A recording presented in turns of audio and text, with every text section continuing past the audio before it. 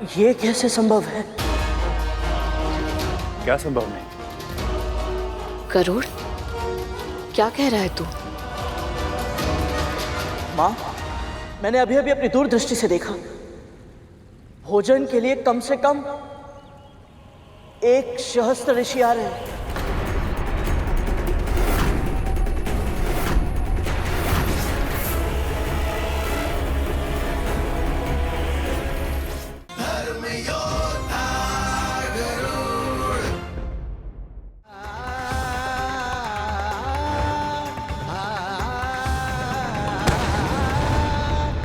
एक पक्षी को उसके पंख इसीलिए सबसे अधिक प्रिय होते हैं क्योंकि उसमें उसके प्राण बसते हैं।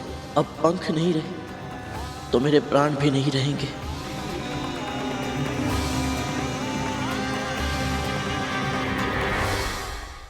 क्षमा कीजिएगा माँ, आपका गरुड़ आपको दिया वचन पूरा नहीं कर पा।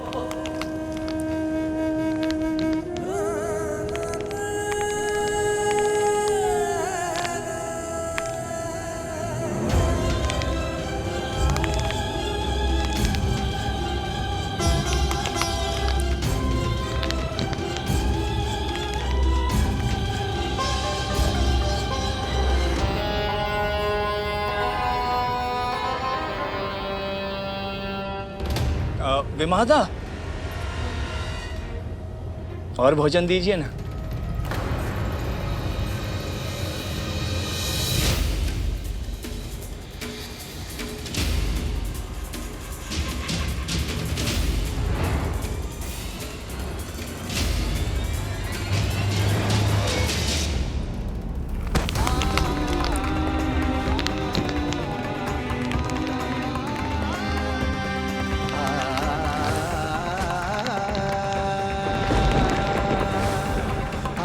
ये कैसी लीला है आपकी?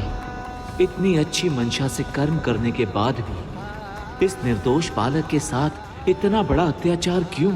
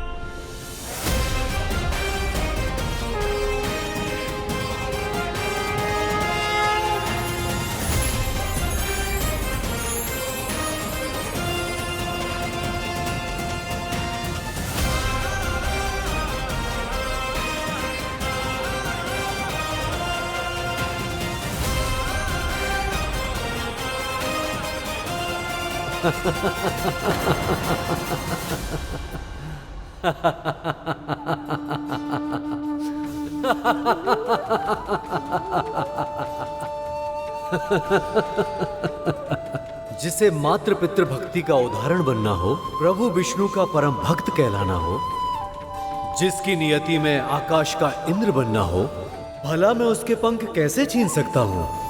समय आने पर मैं तुम्हें प्रशिक्षित अवश्य करूंगा पक्षीराज, ताकि तुम्हारी कुंडलिनी जागृत हो और तुम अपने जन्म लेने का उद्देश्य पूरा कर सको। शीघ्र ही तुमसे भेंट होगी। अब जाओ, तुम्हारा कल्याण हो पुत्र।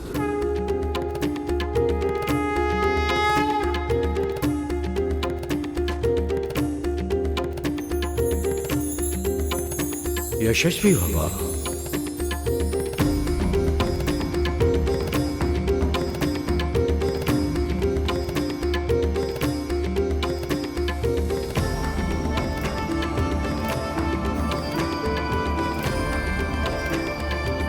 अब मैं जाकर ये नोनी का साथ माताओं को दूंगा ताकि वे अपना व्रत पूर्ण कर पाए और मेरे नाथ भाई शीघ्र ही स्वस्थ हो जाए।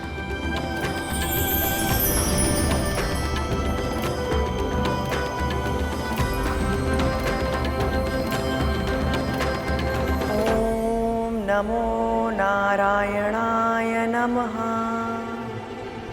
ॐ नमो नारायणाय नमः। ॐ नमो नारायणाय नमः। गुड़ को खतरों के निकट कर देती हूँ ताकि चींटियाँ भी उसके निकट चली जाए।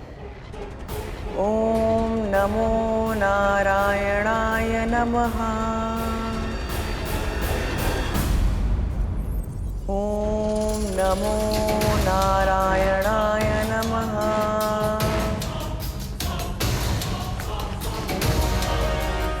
ॐ नमो नारायणाय नमः। ॐ नमो नारायणाय नमः।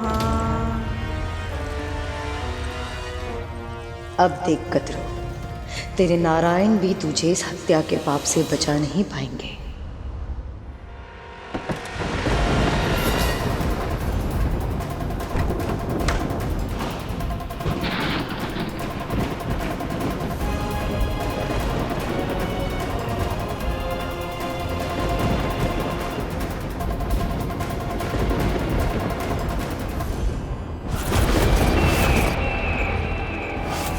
ये तो यमदूत है। तो क्या ये मेरे भाइयों के प्राण हरने आए हैं?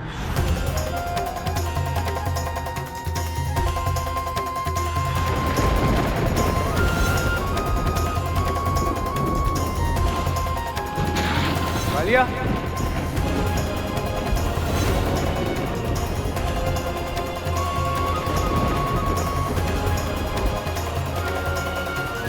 क्या हुआ तुझे? तू अकेला क्यों खड़ा है? ये तेरी आंखों में आंसू? भैया मुझे लगता है हमारे भाई नहीं रहे। क्या बोल रहा है तू? भैया मुझे आभास हो रहा है कि हमारे भाई नहीं रहे। माँ जितने भी जब तब व्रत रख ले, अब बहुत देर हो चुकी है भैया। और पता है भैया, अभी मैंने उसे भी देखा। किसे देखा? उसे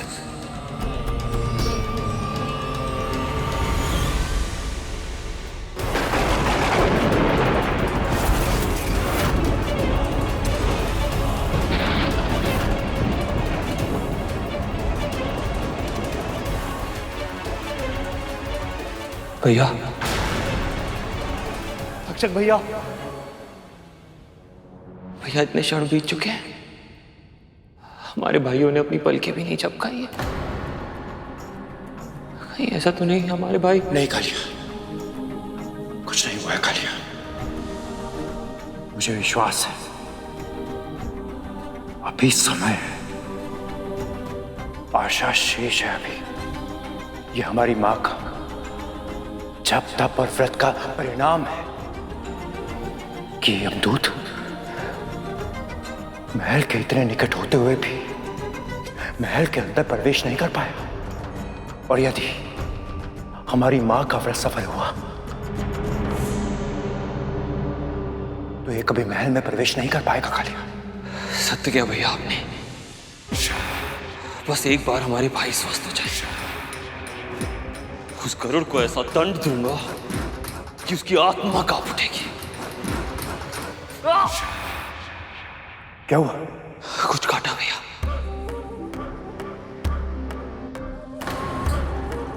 लगता है किसी चींटी ने काटा है। नहीं कालिया, नहीं। यदि तूने जीव हत्या की तो इस चींटी के प्राण लेने के लिए उस यमदूत को महल में प्रवेश करने का अवसर मिल जाएगा। और एक बार ये प्रवेश कर गया तो सही कहा भैया आपने, सही कहा। पर ये एक चींटी नहीं है, तो चींटियों का समूह है। ये आ कहां से रही है? ये जा कहां रही है?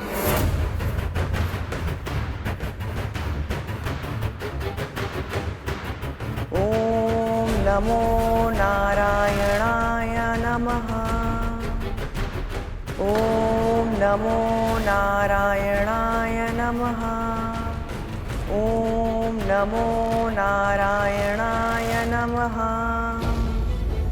कद्रू दीदी का जाप समाप्त होने वाला होगा, मैं देख कर आती हूँ। माता कहाँ जा रहे हैं? और भोजन दीजिए ना।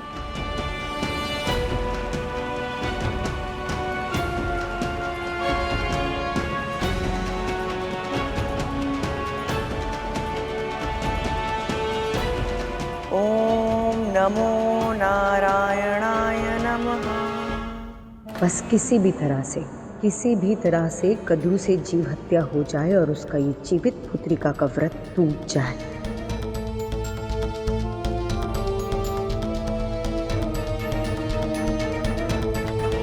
अब तुम विश्राम करो। लाओ माला मुझे दे दो।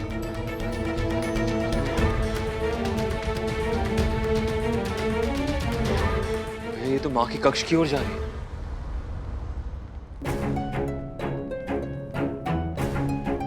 ये दोनों इतनी शीघ्रता में कहाँ जा रहे हैं? सब ठीक तो है?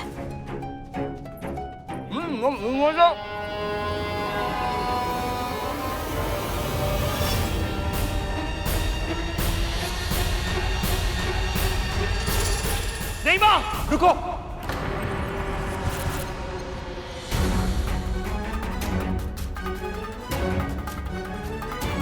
आपके कक्ष में चींटियां हैं। झरोखे से सीधा आपकी चटाई के नीचे आई।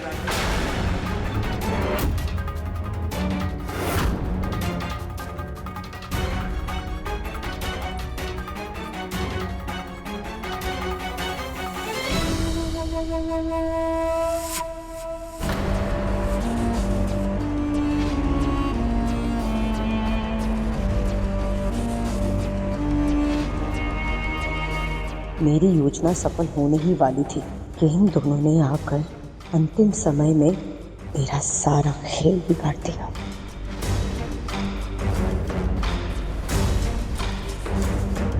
ये देखिए माँ,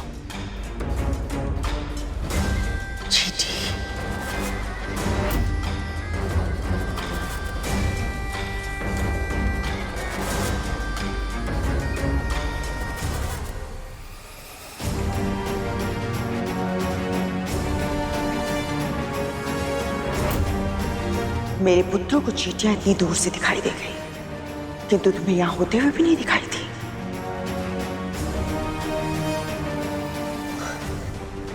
कद्रू, तुम इतनी सुंदरता से माला जप रही थी, मैं बस तुम्हें देखती रह गई। समय इसके साथ है, क्योंकि इस समय से कुछ नहीं कह सकती मैं।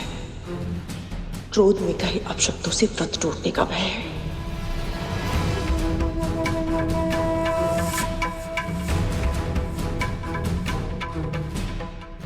विंता, चींटियों को संभालते हुए इस कक्ष को स्वच्छ कर दो। समय अपने विरुद्ध हो तो हमें अपनी भावनाएं, मन की इच्छाएं मन में ही मारनी पड़ती है। अब मैं समझी कि ये सब विंता के लिए कितना कष्टप्रद होता होगा। और एक बार मेरे पुत्र स्वस्थ हो जाए, फिर मैं दीदी का भी ऋण चुकता करूंगी और करुण का भी।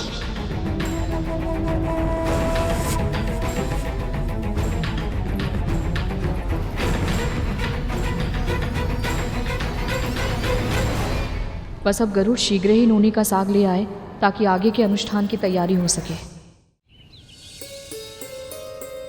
महारानी, ये लीजिए नूनी का साग।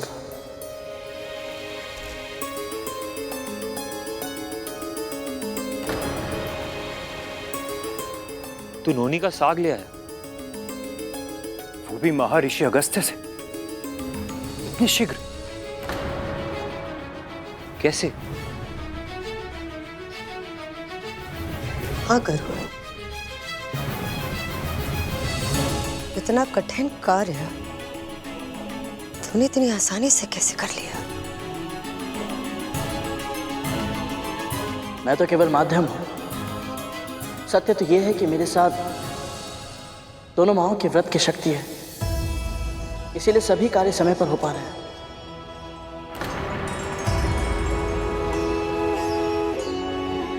अब सभी बाधाएं दूर हो गई हैं माँ। अब तो व्रत का भोग बन पाएगा ना माँ। अब आप मुझे ये बताइए कि मुझे अब क्या करना है। तो कुछ नहीं करेगा, जो करना है मैं करूंगी। कुछ ही क्षण में सूर्योदय होने को है। विंता और कद्रू को सूर्य को अर्घ देकर ब्राह्मणों को भोजन कराना होगा, तब जाकर उनका व्रत पूर्ण होगा। और ब्राह्मणों को निमंत्रण देने मैं जाऊंगी ताकि वो यहाँ आकर भोजन कर सके। नहीं दीदी माँ, मेरे होते हुए भला आप क्यों कष्ट करेंगे? निमंत्रण मैं दे आता हूं। अभी नोनी का साग लाते समय निकट ही नदी के किनारे मैंने बहुत बड़े ऋषि और उनके शिष्यों को देखा था। बस बस बस, तू कहीं नहीं जाएगा। मैं जाऊंगी ब्राह्मणों को निमंत्रण देने।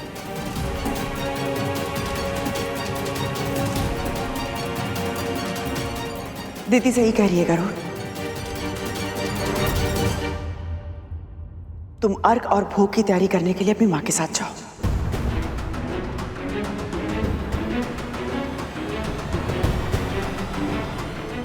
चल गरुड़।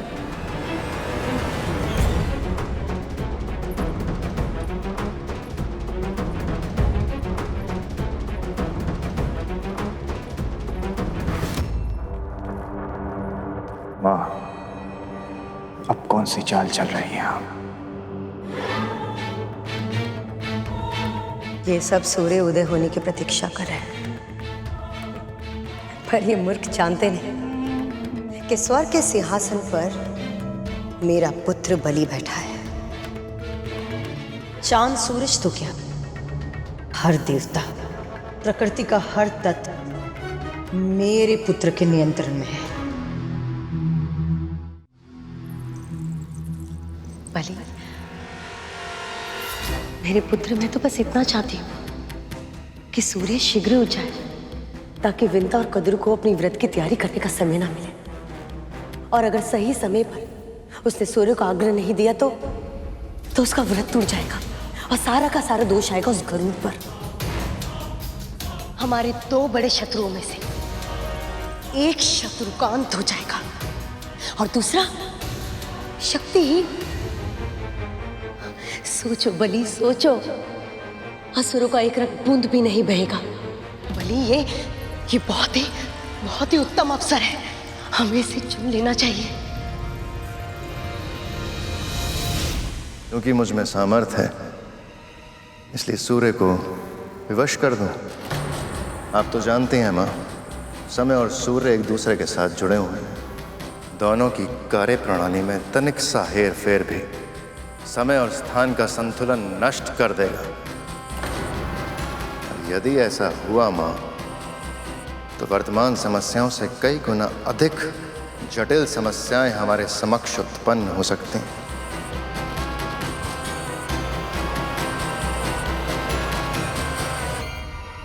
तुम बहुत सोचते हो बलि, बहुत सोचते हो, दूसरों के बारे में स्वयं से ज्यादा। कभी कभी तो मुझे लगता है कि तुम्हें सारे गुण केवल अपने पिता के, अपनी मां का एक भी गुण नहीं है तुममें।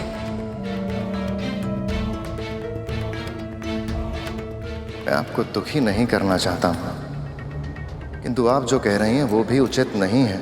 समय के चक्र में विघ्न डालने का प्रभाव न केवल विमाता विनेता और कद्रू के व्रत पर पड़ेगा, बल्कि न जाने कितने महान ऋषियों की तपस्या पर भी इसका दुष्प्रभाव पड़ जाएगा।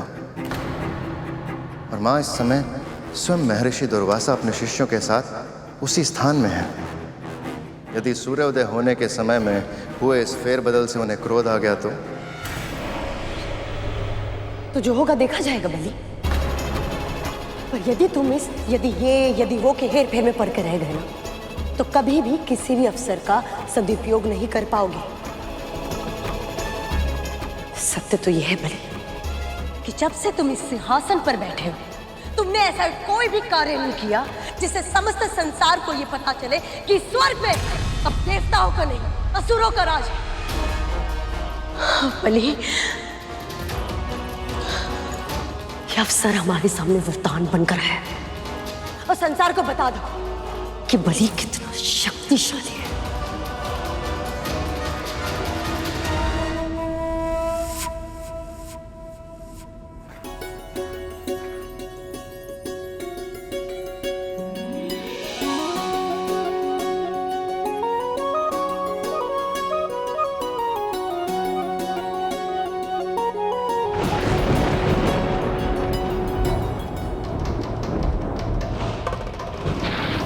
यमदूत यहाँ?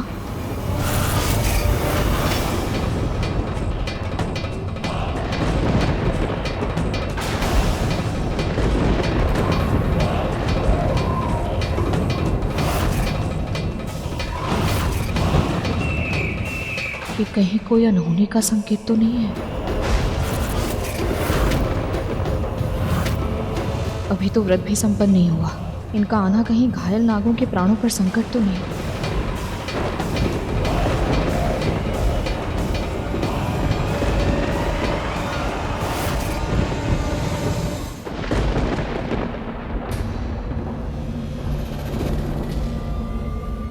महारानी, आप? व्रत तभी पूरा होता है जब व्रत करने वाला भोग की सामग्री अपने हाथों से बनाए। और वैसे भी भोजन बनाने का अनुभव मुझे तुझसे अधिक है।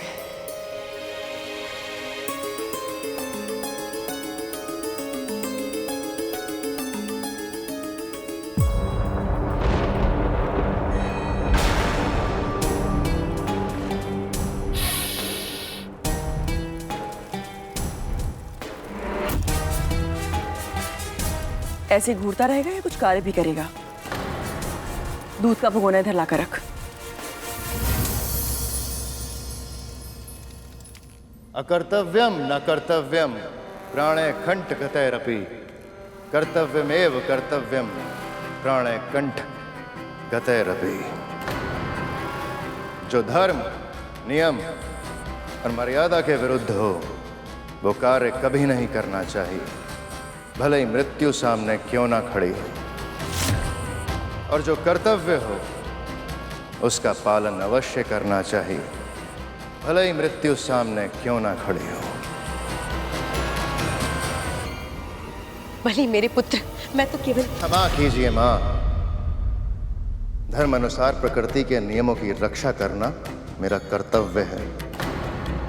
अपने स्वार्थ के लिए उनमें कोई हेरफेर नहीं करूंगा मैं।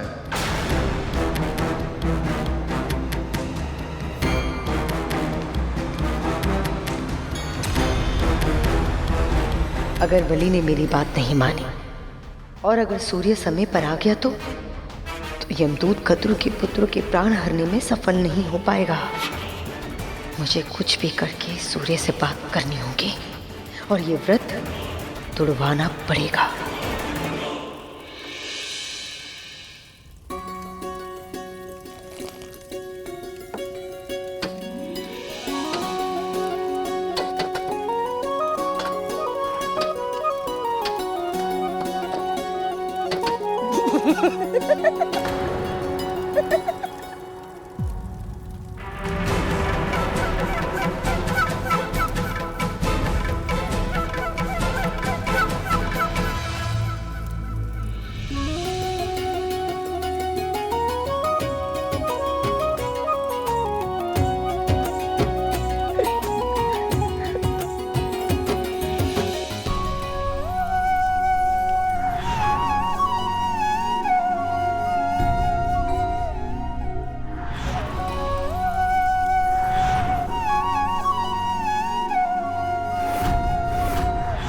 अब बस कैसे भी करके ये जीवित पुत्रिका का व्रत सफलतापूर्वक पूर्ण हो जाए और मेरे पुत्र पुनः स्वस्थ हो जाए। मैं चाहती हूँ कि कद्रु का व्रत असफल हो जाए और इसमें तुम्हें मेरी सहायता करनी होगी सूर्य।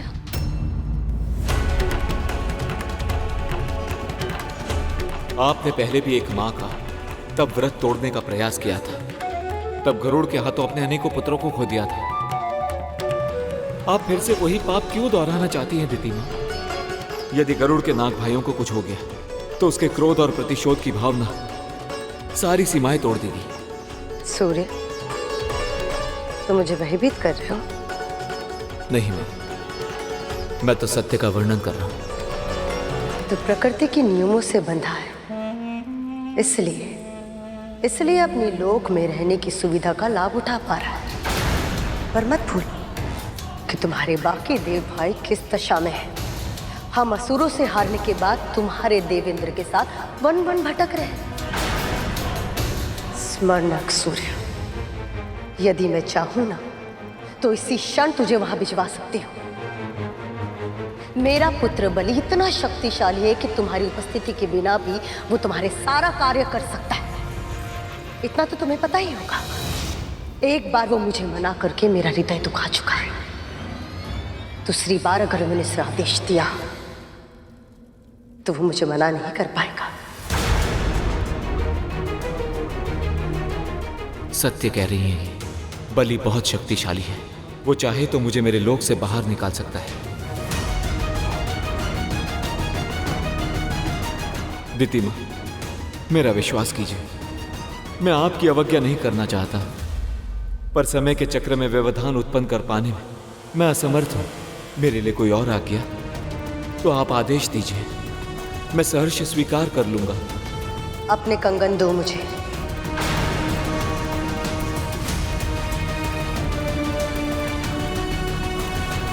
आप मेरे कंगन का क्या करेंगी मां? सूर्य, कंगन।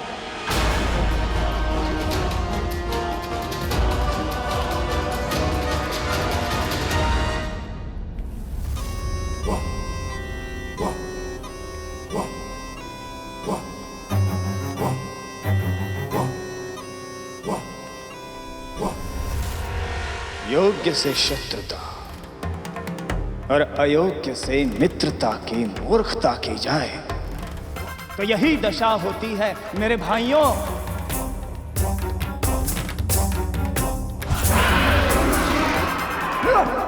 यदि उस दिन तुम सबने हम असुरों से युद्ध करने के स्थान पर हमारा साथ दिया होता तो आज तुम सब भी यहां आनंद से हंस खेल रहे होते। यूं ऐसे मृत्युशैया पर पड़े पड़े यमदूत की प्रतीक्षा नहीं कर रहे होते। पर गरुड़ का साथ देकर तुम सब ने अपना भविष्य स्वयं चुन लिया था। पर अब शीघ्र ही मृत्यु तुम सबको दबोच लेगी।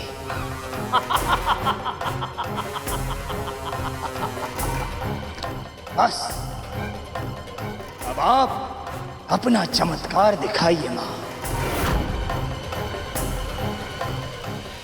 सारा भोग बन चुका है दीदी, अब बस हमें स्नान करना है। चलो विंता।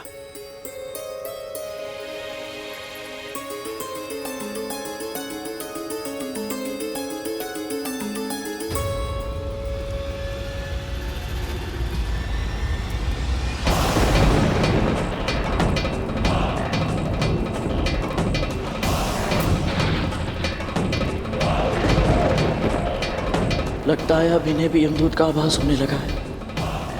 अपनी दया दृष्टि हमारे भाइयों पर बनाए रखे नारायण। हमारी माओं के व्रत को सफल बनाइए। लगता है गरुड़ को भी यमदूत दिखने लगे हैं। इसका अर्थ तो ये है कि मेरे भाइयों के प्राण और भी संकट में हैं। अरुण भैया के आने का समय भी हो गया है, मैं जाकर उनका दर्शन कर लेता हूँ। सूर्योदय से पहले स्नान करके हमें तैयार होना होगा। हाँ दीदी, प्रकाश की पहली किरण आते ही हमें सूर्यदेव को अर्घ्य देना है।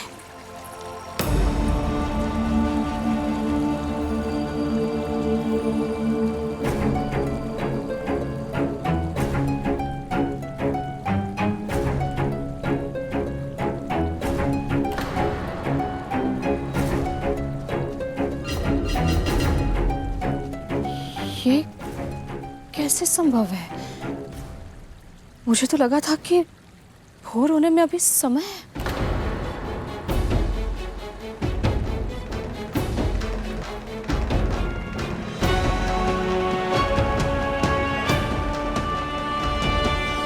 सूर्यदेव के निकलने से पहले अरुण स्वयं निकलता है, अपनी मां के दर्शन करके उन्हें प्रणाम करता है।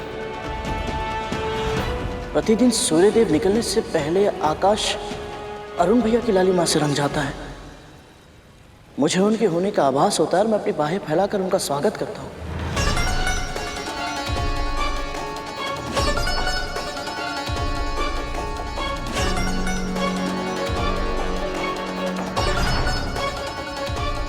और आज ऐसा कुछ नहीं हुआ।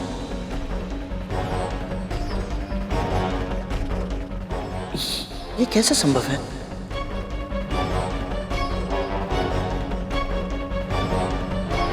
ये कैसे संभव है कि सूर्यदेव यात्रा पर निकले और अरुण भैया उनके साथ ना हो?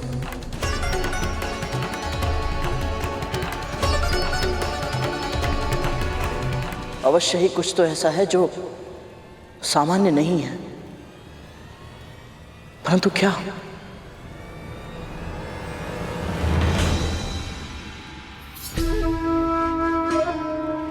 पर सूर्यदेव तो पहले से आकाश में चढ़ चुके हैं। अर्थात अर्घ देने में देर हो गई विंता। कैसे कैसे मुझसे इतनी बड़ी भूल हो गई? अवश्य भोग बनाने में समय निकल गया होगा, मुझे पता ही नहीं चला कब। अर्थात मेरी व्रत विधिवत रूप से पूरा नहीं होगा विंता। हाँ विंता, मेरे पुत्र को क्या होगा? इतनी बड़ी त्रुटि कैसे हो गई मुझसे? अगर मेरे पुत्र को कुछ हो गया तो सारी त्रुटि मेरी है विंता। भूल हो गई मुझसे, बहुत बड़ी भूल हो गई मुझसे विंता। कैसे हो गई मुझसे इतनी बड़ी भूल? दीदी संभालिए अपने आप को। कुछ नहीं होगा, कुछ नहीं होगा। कैसे कुछ नहीं होगा? कैसे संभालूं मैं अपने आप को? यदि मेरे पुत्र जीवित नहीं रहेंगे तो मैं जीकर क्या करूंगी?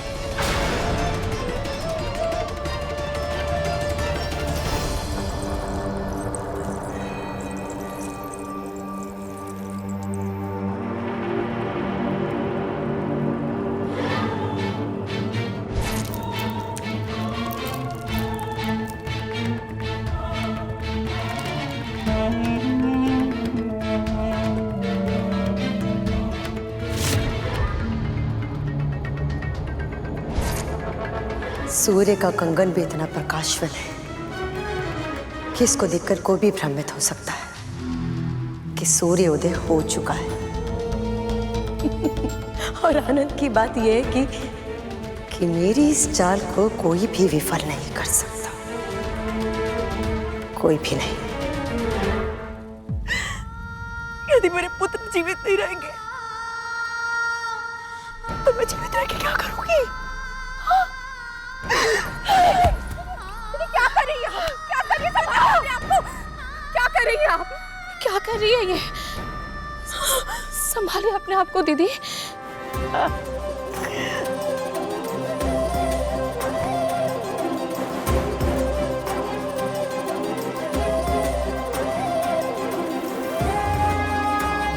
संभालिए अपने आप को दीदी, संभालिए। सब नष्ट हो गया। तुम्हारे सारे प्रयास विफल हो गए कद्रू।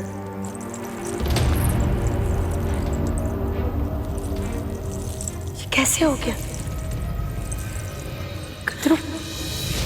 इतनी चेष्टा करने के बाद भी तुम अपने पुत्र को बचा नहीं पाए।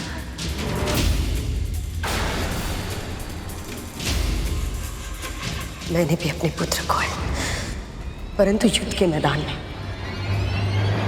वीरता का प्रमाण देते देते वीरगति को प्राप्त हुए हैं वो।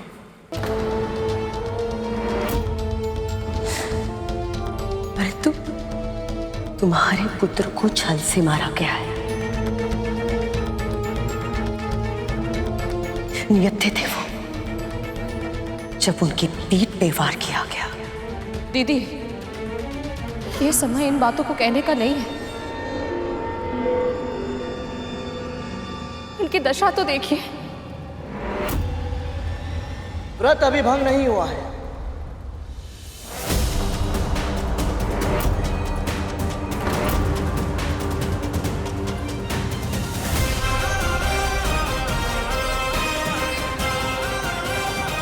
ये गरुड़ क्या कर रहा है?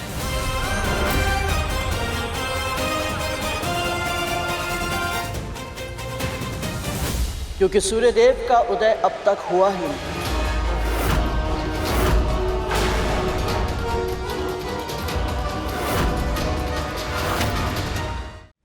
क्या कह रहा है तू?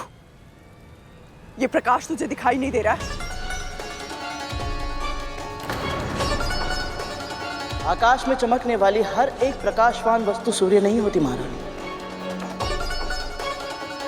नक्षत्र भी तो चमकते हैं।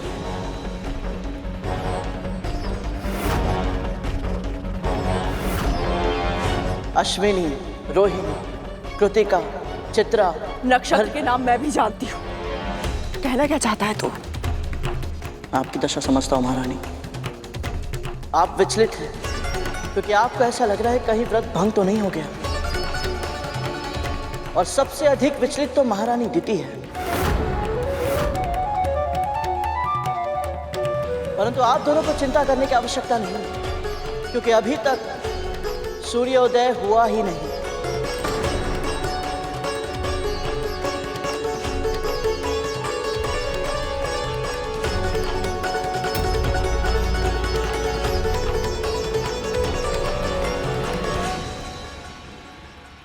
वो देखिए,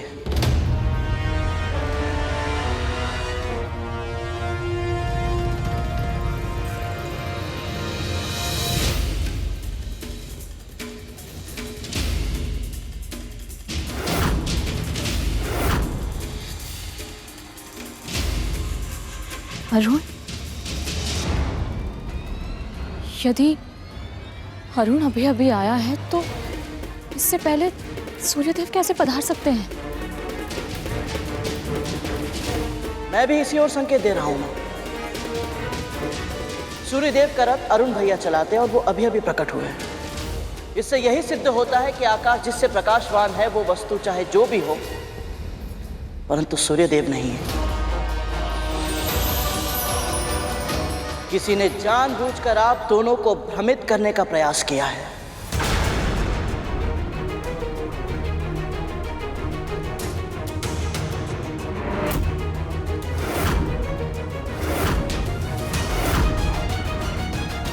कद्रू, मुझे लगता है कि देवता तुम्हारी परीक्षा ले रहे थे। अच्छा हुआ ना कि तुम्हारा व्रत भंग नहीं हुआ।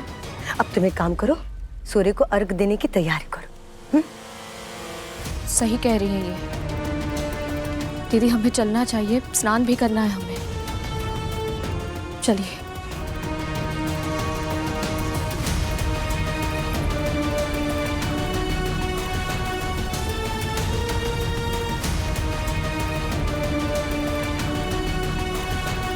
भले ही गरुड़ तुमने इस बार व्रत को टूटने से बचा लिया, किंतु कब तक? अभी व्रत पूरा होने में समय है और आने वाले समय को कोई नहीं संभाल पाएगा।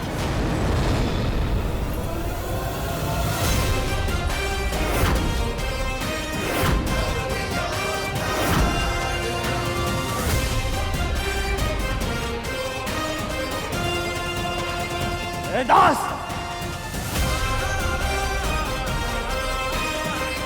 मेरी मां का मार्ग रोकने का साहस भी कैसे किया तूने? मेरी माँ ने जो मुझे संस्कार सिखाए उसके विपरीत आचरण नहीं करना चाहता मैं। वो भी तब जब मेरा परिवार इतने बड़े संकट से जूझ रहा और मेरी माँ ने इतना महत्वपूर्ण व्रत रखा है, परंतु हम में से कोई भी प्रत्युत्तर नहीं दे रहा। इसका अर्थ ये नहीं समझना कि हमें नहीं पता कि हमारे साथ क्या किया जा रहा है। तो मुझ पे आरोप लगा रहा है?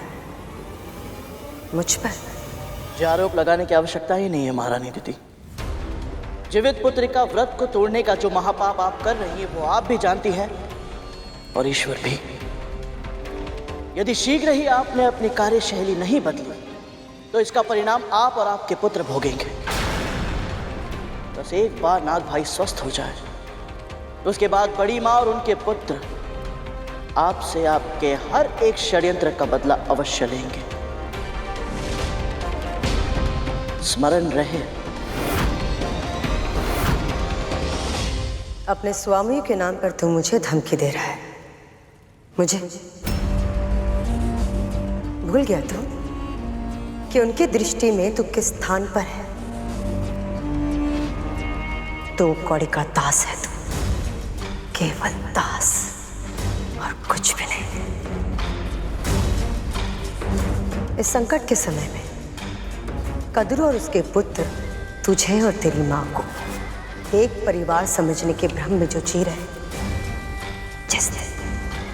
जिस दिन ये भ्रम समाप्त होगा उस दिन पहला आक्रमण वो तेरी मां पर करेगी। यदि उसके पुत्रों के प्राण चले गए तो तुम दोनों के साथ वो क्या करेगी इसकी तो केवल कल्पना ही कर सकते हो। पर यदि किसी तरह भी उनके प्राण बच गए तो ये दशा तुम्हारे कारण हुई है, तो तुम दोनों को कष्ट तो भोगना ही है।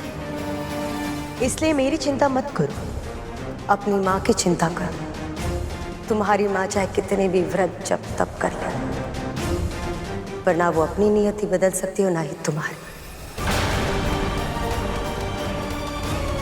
वो एक दास थी और तुम एक दास हो, और अनंत काल तक तुम दोनों एक दास रहोगे। वो एक दास थी और तुम एक दास हो, और अनंत काल तक तुम दोनों एक दास रहोगे।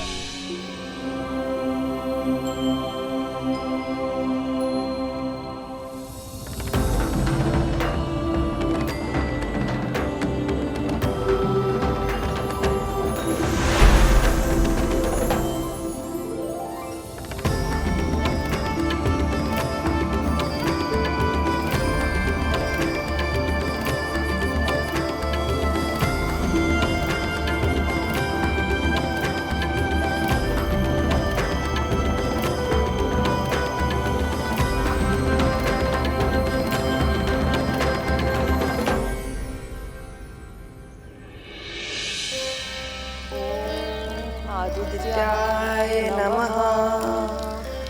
ओम भास्कराय नमः। ओम सूर्यदेवाय नमः।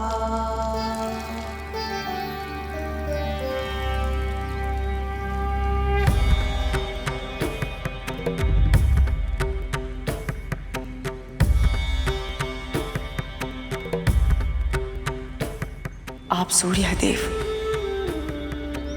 आपसे कुछ नहीं छुपा है। आप जानते हैं हम दोनों ने ये जीवन पुत्र का व्रत अपने नागपुत्रों की जीवन रक्षा के लिए किया है। हमने अपने व्रत के समापन के लिए पूरी श्रद्धा और आस्था के साथ आपको ये अर्घ समर्पित किया है। कृपया इसे स्वीकार करें। हम पर और नागपुत्रों पर अपनी कृपा करें देव, कृपा करें।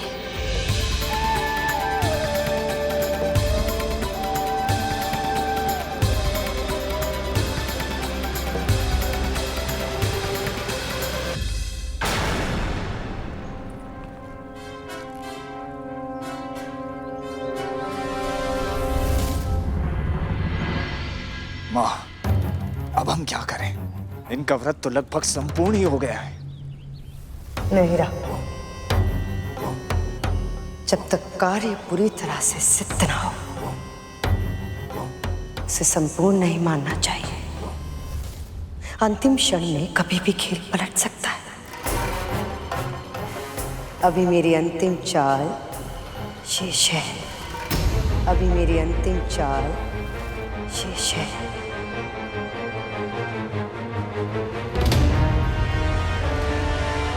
अंतिम चाल? अब क्या करने वाली है ये?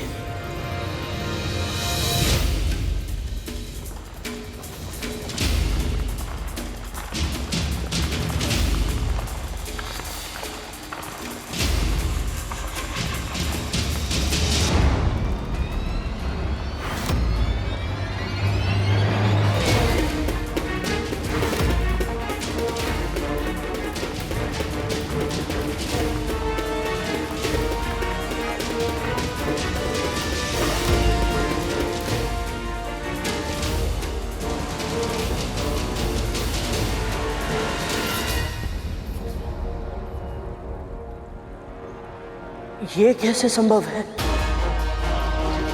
क्या संभव नहीं? करोड़, क्या कह रहा है तू? माँ, मैंने अभी अभी अपनी दूरदृष्टि से देखा, भोजन के लिए कम से कम 1 सहस्त्र ऋषि आ रहे हैं।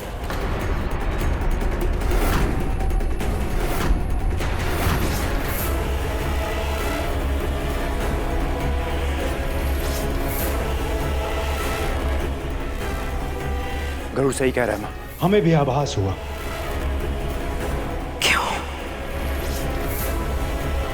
क्यों हो रहा है मेरे साथ ऐसा? जब सब सोचते हो सब कुछ ठीक हो जाएगा, तभी कोई ना कोई समस्या आ जाती है, सब कुछ बिगड़ जाता है। जब कोई तुम्हें मन ही मन कोस रहा हो तो अनिष्ट के सिवा और क्या हो सकता है कद्रू? विंता को दोष देना बंद करो दीदी।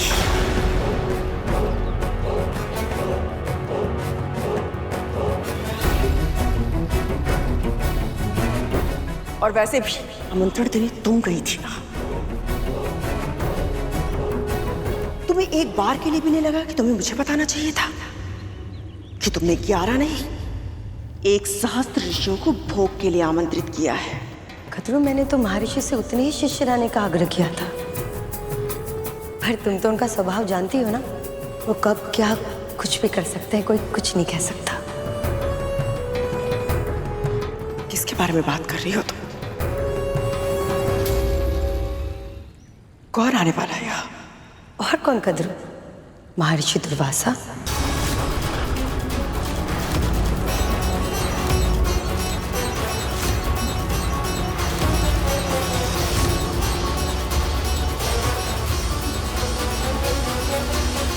मेरी इस योजना से कैसे बचोगी कद्रू?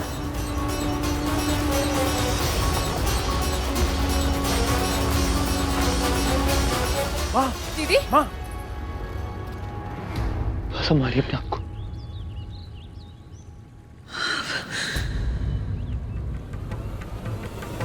अब क्या होगा? महादेव के रौद्र रूप का अंश है दुर्वासा। अभी हम ऐसी स्थिति में नहीं है कि हम उनका आतिथ्य कर पाए।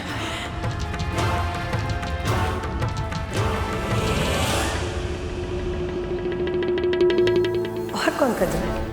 महर्षि दुर्वासा।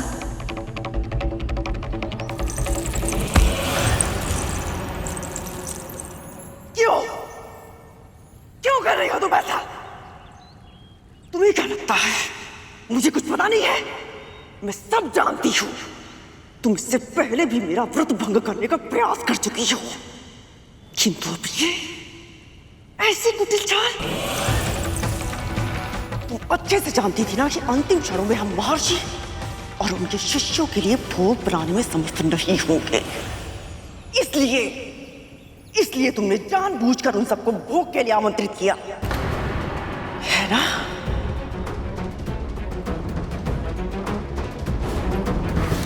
प्रणाम महर्षि। विंता और कद्रू, मेरी दोनों बहनों ने जीवित पुत्रिका का व्रत रखा है, उनके नागों के प्राणों की रक्षा के लिए। जो अभी मृत्यु शैया पर है,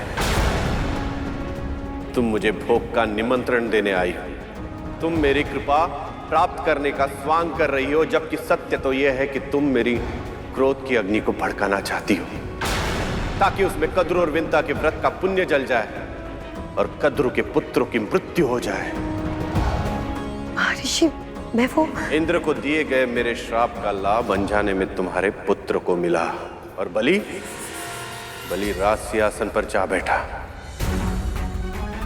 तुम असुरों को यदि स्वर्ग में मिल जाए तो भी तुम्हारी कामनाएं कभी समाप्त नहीं होती, किंतु यदि तुम्हें लगता है कि तुम मुझे बहला फुसला कर मेरा उपयोग छल कपट के लिए करोगी, तो ये तुम्हारी भूल है दीदी।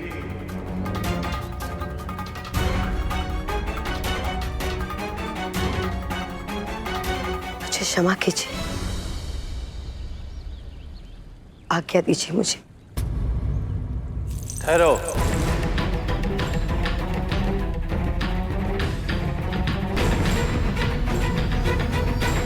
जी महर्षि।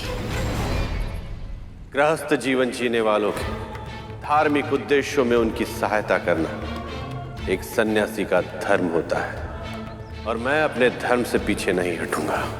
इसीलिए तुम्हारे छल करने के बाद भी मैं तुम्हारा निमंत्रण स्वीकार करता हूं। पर स्मरण रहे, वहां मेरा आना श्राप का कारण बनेगा या वरदान का, ये तो महादेव शिव शंकर की इच्छा पर ही निर्भर करता है।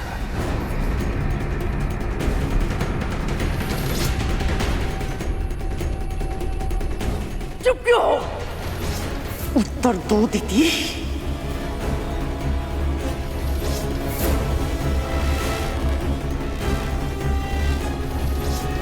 क्या लगता है तुम्हें खतरा? इतने परम महर्षि मेरे उकसाने से भ्रमित हो जाएंगे? क्षमा कीजिए, पर यह समय इन बातों का नहीं है। कारण चाहे जो भी हो, सत्य ये है कि महर्षि अपने शिष्यों के साथ कुछ ही समय में यहाँ पधार रहे हैं। हमें उनके स्वागत की तैयारियां करनी होंगी। जानती भी है तो क्या कह रही है? कैसे करें तैयारी?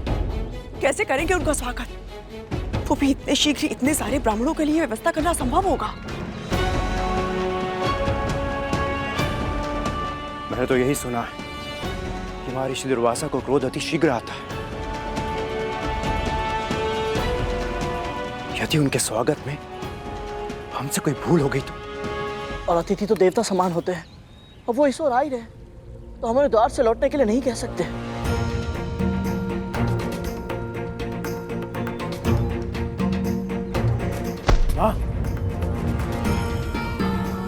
बहुत बुरी तरह फंस गए हम। इस स्थिति से बाहर निकलने का कोई उपाय नहीं हमारे पास। यदि महर्षि का स्वागत नहीं किया तो भी उनका अपमान होगा, और यदि स्वागत करने का प्रयत्न किया तो भी उचित व्यवस्था के अभाव में भी उनका अपमान होगा। कोई उपाय नहीं हमारे पास।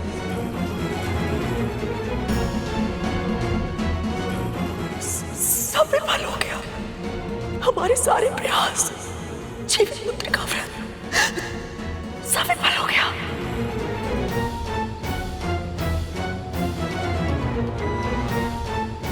मेरे पुत्र विंता, क्या होगा उनका?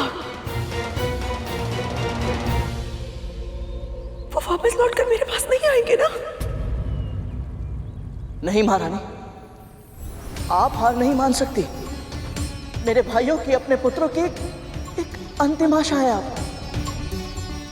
उन्हें अवश्य ही विश्वास है, यदि आकाश धरती एक चूना करना पड़े, उनकी मां उन्हें स्वस्थ अवश्य करके रहेंगी।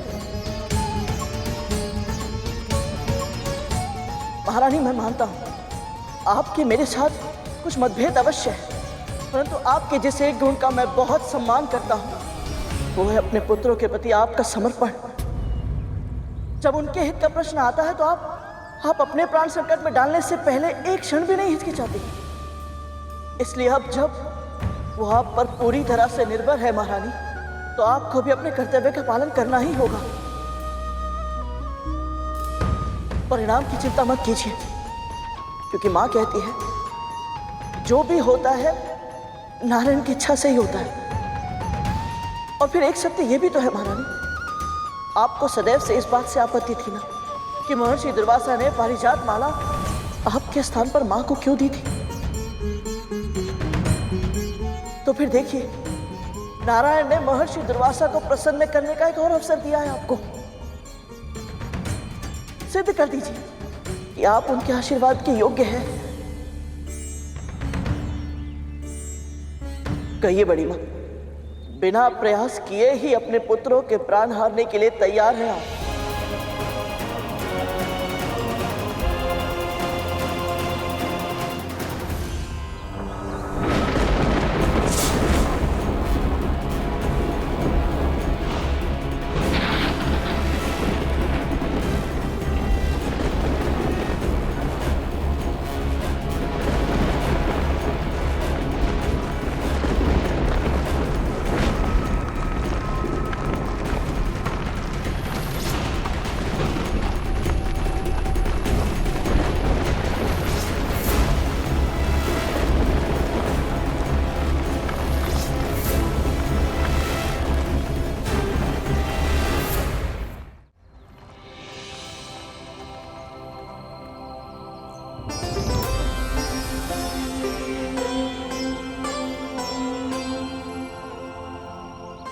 मैंने कभी कल्पना भी नहीं की थी कि आप जैसे महान ऋषि और इतने सारे शिष्यगणों की सेवा का अवसर मुझे मिलेगा। आपका बहुत बहुत धन्यवाद जो आप यहाँ पधारे।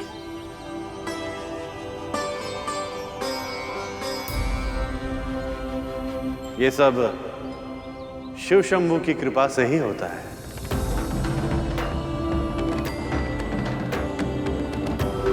महर्षि, मेरे चरण धोने से पहले यदि आप भीतर प्रवेश कर गए तो मैं स्वयं को क्षमा नहीं कर पाऊंगा।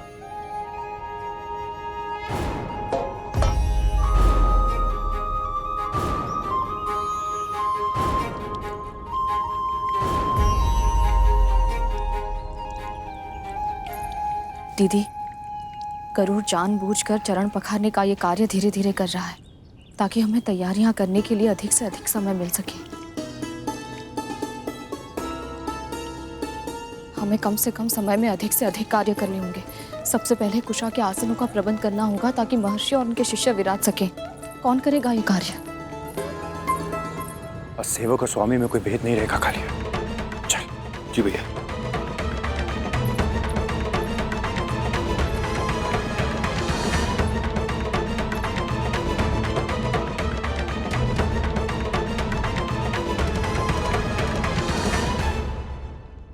यहाँ तो इतनी सारी चींटियां हैं। यदि ये चींटियां महर्षि और उनके शिष्यों के सामने आ गई तो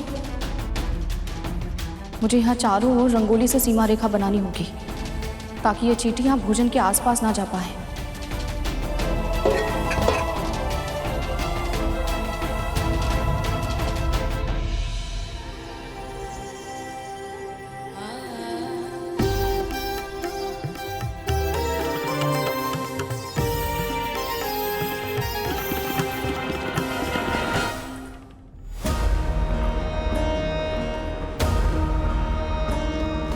जितनी शीघ्रता तुम कर रही हो उतनी शीघ्रता में कोई ना कोई भूल तुमसे अवश्य होगी।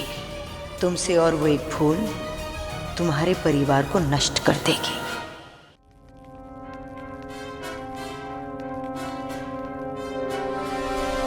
आइए महर्षि, आप सभी बधाइए।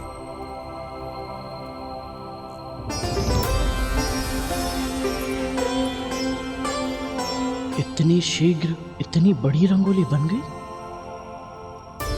एक साथ इतने आसनों का प्रबंध कैसे हुआ?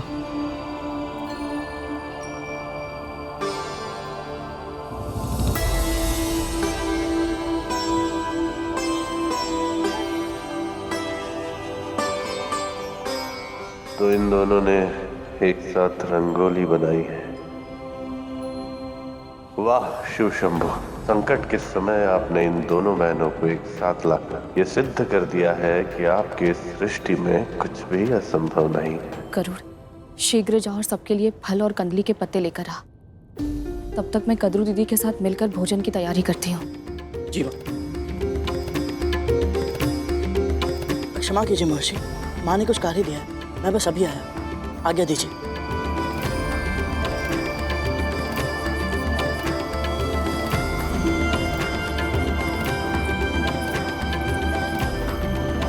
आप स्थान ग्रहण करें, हम आपके भोजन का प्रबंध करते हैं।